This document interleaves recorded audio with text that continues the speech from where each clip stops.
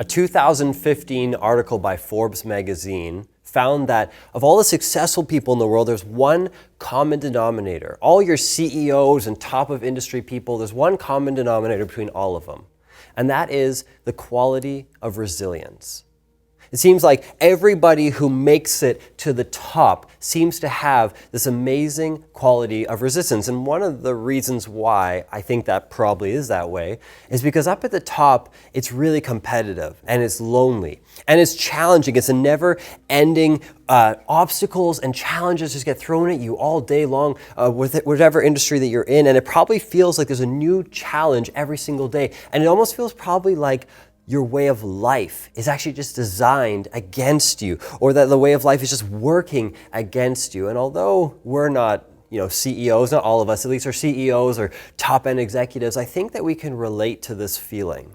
Especially right now during COVID with isolation and new restrictions coming out all the time, and it just almost feeling like our way of life right now is just like antithetical against us. It works against us all the time. And that is really why we are doing this series right now on the Resilient Church and just looking at different people in the Bible and in history who have displayed or showed resilience in the face of challenges or persecution or whatever it is, because we want to learn how they did it and what happened so that we ourselves can also be resilient in our modern day context here today. So today we're going to be looking at the story of Ananias in Acts 9. We're going to be looking at the story of Ananias in Acts 9, and basically up until this point in the story of Acts, all the believers have come, they believe in Jesus, they're getting together, they're teaching, they're doing all these things, and it's going well. But then the Jewish leaders and kind of the Jewish nation state gets really upset with them and what they're doing and what they're teaching. And so what they do is then they have this particular guy is the golden boy, Saul, and he particularly hates these Christians, the new way they're called, right? And so they get together and they decide that they're going to set up this guy named Stephen. And so the Jewish leaders, they come and they have this court case against Stephen where they set him up, and eventually it leads to Stephen getting stoned and being killed. And at that point, a great persecution breaks out against all the Christians, all these new people, all these new believers in this area. And so they scatter into all the different areas of the town and the surrounding areas and the surrounding cities. And at that point, when they all scatter, Saul, the golden boy, he sets together this task force and basically this special group, and he gets permission from all the Jewish leaders to go and to round up all the Christians, to round up all these people of this new cult that the Jewish leaders saw it as.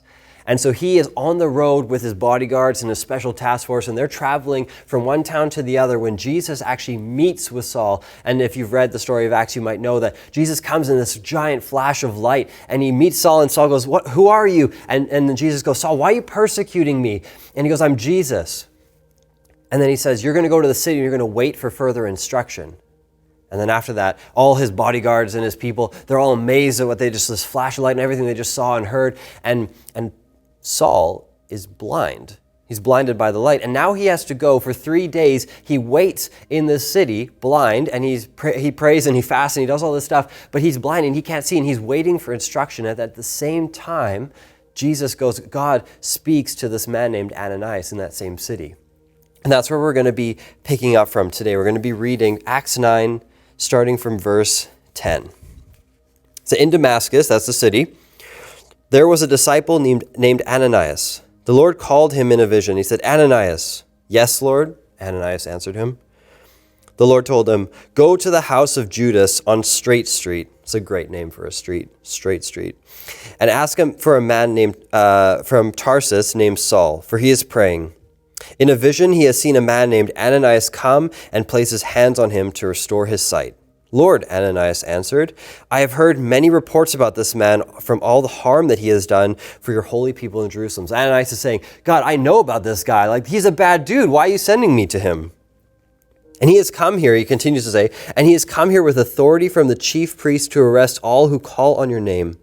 But the Lord said to Ananias, go, this man is my chosen instrument to proclaim my name to the Gentiles and their kings and to the people of Israel. I will show him how much he must suffer for my name. Then Ananias went to the house and entered it. So Ananias takes that long trip to Straight Street to go to this house to look for Saul from Tarsus. And he goes to this home, he finds him, and he lays his hands on him, and he says, Brother Saul, the Lord Jesus, who appeared to you on the road as you were coming here, has sent me to you to see so that you may again be filled with the Holy Spirit." Immediately, something like scales fell off of Saul's eyes, and he could see again.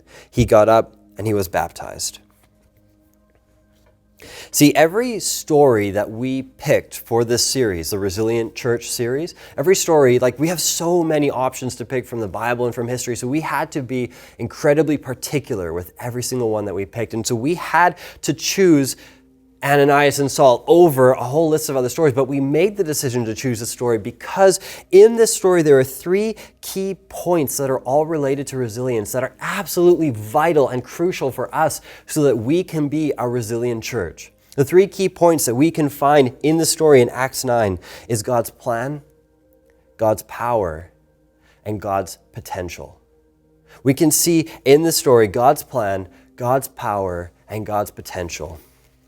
So the first point, God's plan. Let me ask you a question about this. Maybe you've read this a couple times before. Maybe this is not a new story to you. Has it ever struck you as kind of weird how it went down? Like if I was writing the story and I had never known about all the things that were going to happen and someone was just like, hey, write a story about how Saul gets miraculously saved by God. I'd be like, okay, well, he's going to be walking from city to city and then God's going to come in a flash of light. He's going to be like, hey, who are you? And then God's going to be like, I'm Jesus. Stop persecuting me.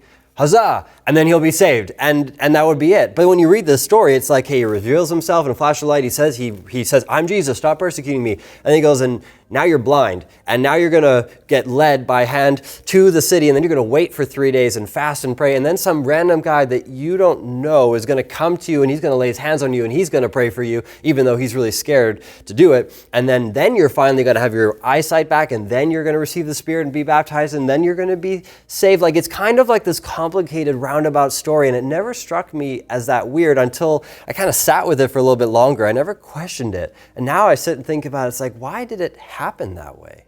See, Ananias was just like minding his own business. He was just being a good disciple. He's in his thing. He's doing his thing. And then God calls on him to go meet with this guy who is a leader of a movement that is their sole mission is to imprison and torture people like Ananias. I can only imagine what it would have felt like for him to have received that. And I don't know a lot about Ananias. There's not a lot written about him, but my guess would be that if you looked in his day planner for that day, you wouldn't see go meet with Saul, the leader of the revolution. I don't think that was part of his plan. We have cats at our house, and to be honest with you, I didn't really want cats growing up, but my wife wanted cats, and so we got one, but it ended up bonding with me, and it doesn't really like her that much, so then we got another one. So anyways, I have a cat now, and my cat, which I love, her life revolves around her food bowl. That is everything to her, right? And so her life just completely revolves around this food bowl. When she's hungry, she gets annoying. She tries to trip me. She swats at me. She's meowing all the time. She's like walking all over me. If her food bowl is empty, it's like an existential crisis to her. And so, when she gets hungry, I go up and we're going upstairs and she's like showing me up, right? So she's like walking and then I walk up a little bit more and then she comes up with me and then we finally get to the food bowl, which is at the end of the hallway. And then I see, oh, your food's empty. Okay. And then the problem is that where we store their food is all the way on the other side of the hallway. And so then what I got to do is turn around and start walking away. But when she sees me walking away from her empty food bowl, all of a sudden it's like I'm leaving her to die. And so she just starts swatting and meowing at me. And it's like the end of the world for her because I'm walking away from this empty food bowl. And the worst part is like, we do this every week. It's like, come on, you stupid cat. Like every single time I go, how many times have I let you starve and die in the 7 years that we've had you? Like, haven't you learned yet that I'll never let you starve? But for some reason, every single time when I walk over, she like forgets that I have all this extra food. And it's just, it's just so silly that we go through it. And I just have constant scratches on my ankles all the time because of this. And if I'm being honest with myself, sometimes I'm that stupid cat. Right? Sometimes my food bowl is a little empty. Sometimes things in my life aren't going according to plan and I don't want to be down that low on the reservoir list. And then all of a sudden I'm having this existential crisis. It's the end times for me because what is going on in my life is not going according to my plan. Sometimes that's you as well. And if you are going through a hard time right now, I don't want to make light or trivialize what you're experiencing by equating you to a hungry cat. I understand what it's like to feel like your food bowl is pretty empty. I've been feeling like my food bowl is like dangerously low for quite a long time now. I've been swiping at ankles for like the last 6 months myself. I understand what you're going through. But what I want you to understand right now, what I think we need to understand right now, is that I'm on a different level than my cat. I mean, sometimes she thinks that she's on a different level than me, but I'm on, like, her life revolves around living in this townhouse where she has this fancy water fountain and this little food bowl, and that's it. That's her whole life. That's her whole identity. And so what she doesn't realize is that when I walk away from that food bowl, I'm going to get more food. She thinks that it's the end of the world that this food bowl is empty. But to me, it's like, are you kidding? I could fill up that food bowl 100 times and it wouldn't mean anything to me. It's not even like a full task on my checklist for things to do that day. It's like an inconvenience thing. I just have to do it on my way to bed. I'm just like, I'll fill up the food bowl. It's nothing to me to do that, but to her, it's the end times. And I think sometimes for us, when life doesn't go according to plan, it feels like the end times. And what we need to understand in those times is that just like how the cat and me are on a different level, God and us, we're on this different level that we sometimes don't understand. And sometimes we need to realize that the things that we are going through, even though they're real, even though the pain that you experience, the fear, the loneliness, the anxiety, whatever it is, those things are real, even though that is real, that God is on this different level than us. So we often think that when things don't go according to plan, that when things aren't working out in our life, that we're abandoned or we're forgotten, or God just doesn't know what's happening in our life, or he's given up on us, or he's not capable of doing these things. Even though we might believe in God and we believe he's all powerful or whatever, when those things go wrong in our life, when things don't go according to plan, it's so easy, it's so tempting to feel as though God has just forgotten, or he doesn't know what we're going through, or God, why is this happening? Why are you letting me go through this? See, sometimes he calls us out into the storm.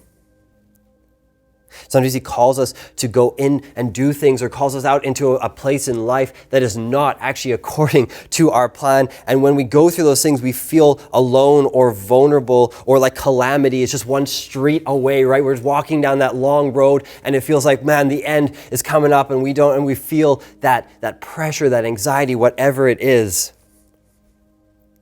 But what we need to remember is that God has a plan. That God has this plan. And what we're actually going to see in a minute here as we go a little bit further is that God's plan is so much better than what we could ever imagine. That what God has for us is so much better than what we could actually think for ourselves. So even though we might think we have a good plan for our own life, God's plan is better. Now here's the thing. That's such a trite Christian saying. Like, I hate it when people say that to me, especially when I'm in the middle of going through a valley, especially when I'm in the middle of going through something where it's like, man, you don't understand. Like, don't tell me that God's got a plan. You don't see my finances. You don't see what's going on in my life. Like, it makes me want to do things that I can't say when I'm preaching. But I hate that saying. And you know what? Maybe that brings you like calmness. Maybe that helps to hear that God has a plan and it's better. And that's great. There's nothing wrong with that. But why I want to say that to you today is because I want to prepare you. What I mean by that is I want to prepare you because in those moments when you are going through that valley, when you feel as though you're alone or abandoned, or God doesn't know what's going on, or your life is getting shaken up and things are just completely changing and it's not going according to plan, and you're in that valley, in those moments, I want to prepare you for that. Maybe you're going through that right now, but I guarantee you will be going through that in your life. And I want to prepare you because the temptation when you are down there in the depth is to give in to fear and to doubt. The temptation for you when life doesn't go according to plan is to give in to this fear and this doubt. And so it's not just enough to know that, oh yeah, God's got a plan. That's why sometimes it frustrates me, because it's not just like a knowing thing. It's actually like a gritty living it out thing, because it's not natural. It's not natural when you're going through that. It's not natural to be like, oh, God's got a plan. It'll be okay. It'll all work itself out. Like when your finances are in disarray, it's not natural to feel that way. When your life or your relationships or God is calling you to quit your job or do something, it's not the natural inclination to be like, oh, it's okay. God's got a plan. That's an intentional thing that you have to do. We actually have to reject the temptation to cave and give into fear and doubt in those moments. But why I want to talk to you about this, why I want to plead with you to do this is because when you are out of that valley, and you will get out of that valley, when you're on the way back up and you're looking back at that thing that you went through that wasn't part of your plan, it will feel so good to know that you held on to your faith and your integrity. It will feel so good to know that you didn't cave into fear, that you didn't cave into doubt, that you didn't question God. Maybe you fought with him. I fight with him all the time. There's nothing wrong with that. But that you didn't cave in and lose your integrity through that valley that you went through. So that's the first point. You want to be a part of the resilient church? You need to believe, and more than just know, you need to actually believe and commit yourself to the fact that God has a plan. And more than that, you have to trust in that plan. I think it's difficult for us to actually understand what Ananias was going through when God asked him to do that, right? Like Saul hated people like him. Saul wanted to see people like him murdered and tortured and imprisoned. And I don't even think that we can actually wrap our heads, at least most of us hopefully, can't wrap our heads around what it's like to have someone genuinely want to murder you. I mean, at some point in life, your spouse is probably going to want to murder you, but like to actually feel like what would it be like for someone to legitimately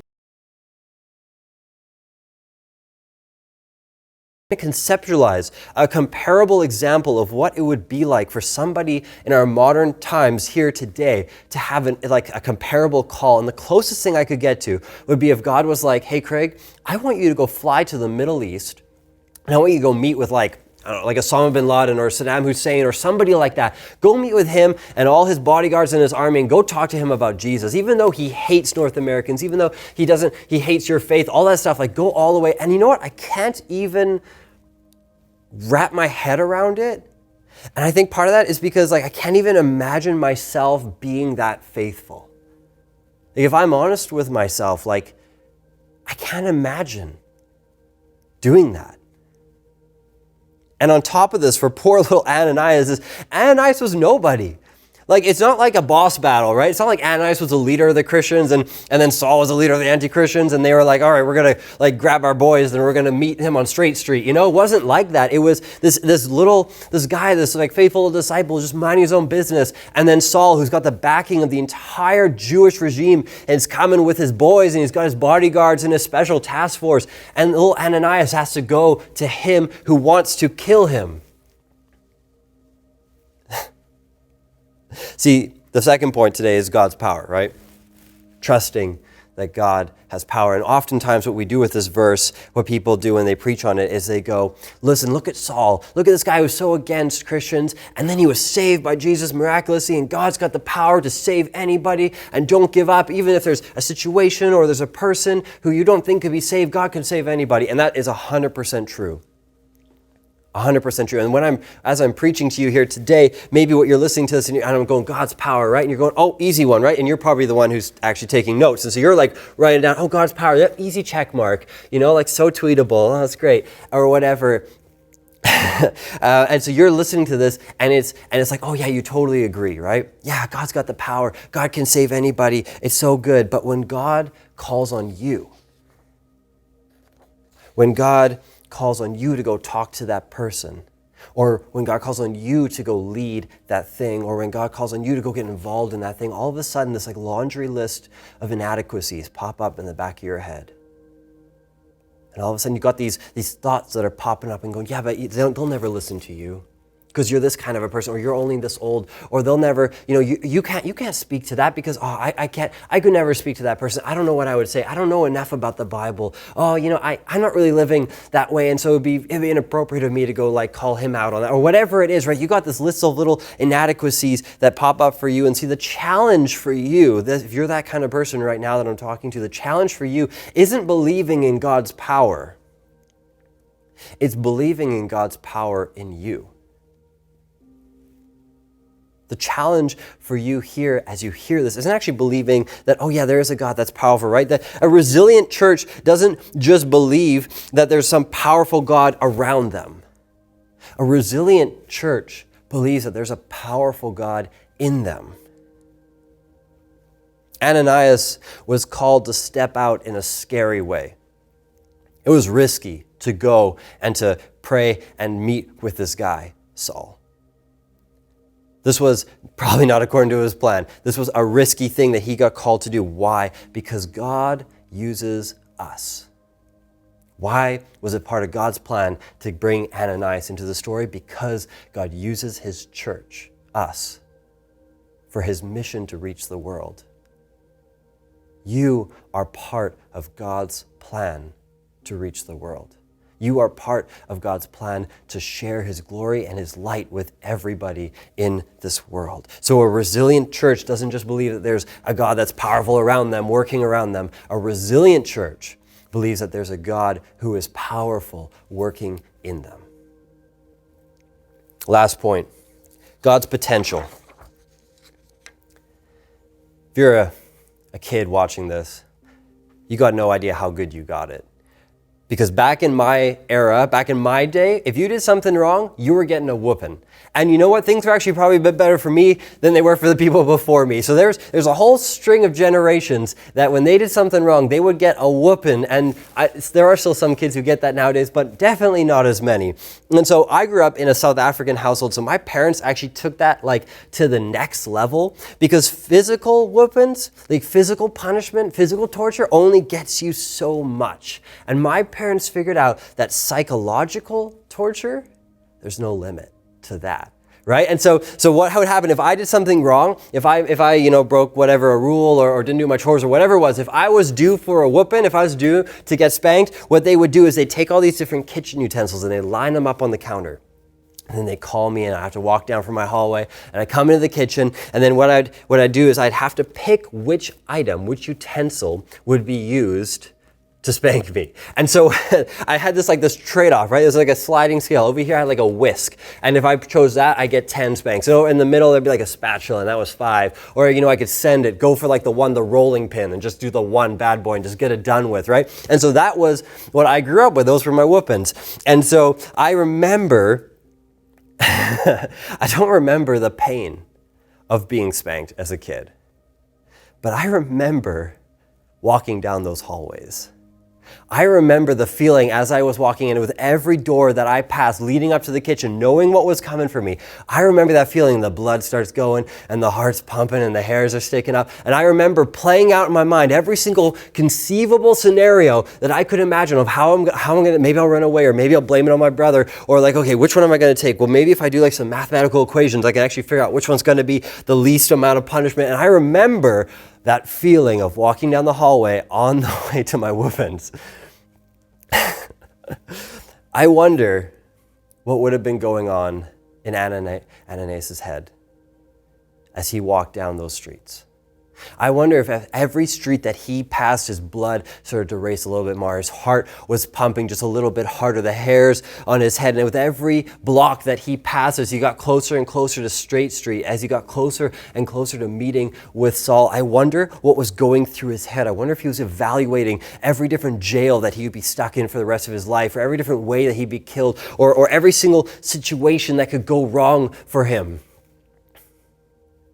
I also wonder if Ananias ever imagined what kind of an amazing story he was going to be a part of because of that long walk that he took.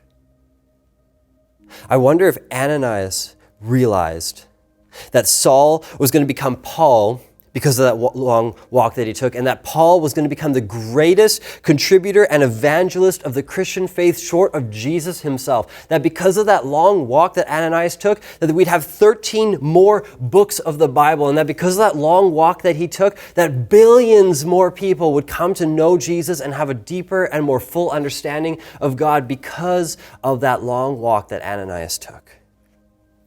In your life, you are going to experience some long, scary walks.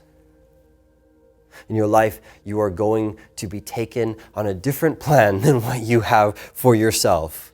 Maybe you're already going through that here and now today, or you are going to go through it in the future. It is a guarantee. And when you feel scared, And when you feel alone and abandoned and you don't understand how this could be the plan, when you go through all of these things and you feel just completely abandoned by God, sooner or later you will go through those valleys. It is a guarantee for your life. The temptation when you go through that, the temptation in those valleys as you go on those long, scary walks is going to be to think about all the different ways that that ship could sink. It's going to be to think about all the different ways that those kids could just completely blow it, all the different ways that your finances are just not going to work out, all the different ways that those relationships are going to fail, or that you can't lose this job, or you can't move away from this to go to that, or you can't take that trip and go, or leave here and go there. Whatever it might be that God calls you or that God puts on your plate without asking you, whatever it is in those times, the temptation is going to be to imagine all the ways that it could go wrong. You're not naturally going to go think of all the great ways that this could go right, especially when it's not going according to your plan. But we have a God who has got a plan, and we have a God who has got power. And because of those two things, we can be optimistic. Because we have a God who has a plan, and because we have a God who has power, we can actually be optimistic and that our situation has unlimited potential. See, a resilient church, a resilient person, they build their resilience on a very simple pyramid. They build their resilience on this very simple pyramid that our optimism in God's potential is built on, that's the top of the pyramid, it's just built on this unwavering faith in God's plan and in God's power.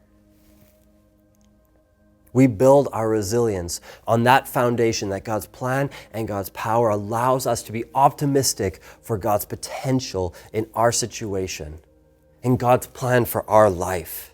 And if we want to be a resilient church and a resilient people, then we need to be rooted in God's plan, and we need to trust in God's power, and we need to focus on God's potential.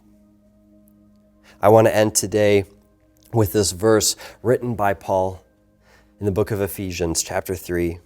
It says this, "Now to him who is able to do immeasurably more than all we ask or imagine, according to his power that is at work within us, to him be the glory in the church and in Jesus Christ through all generations, forever and ever.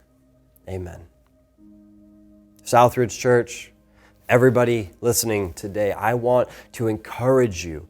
I want to plead with you. I want to ask you, build your resilience. Fortify yourself by placing your faith in a God who is able to do immeasurably more than anything you could ask or imagine.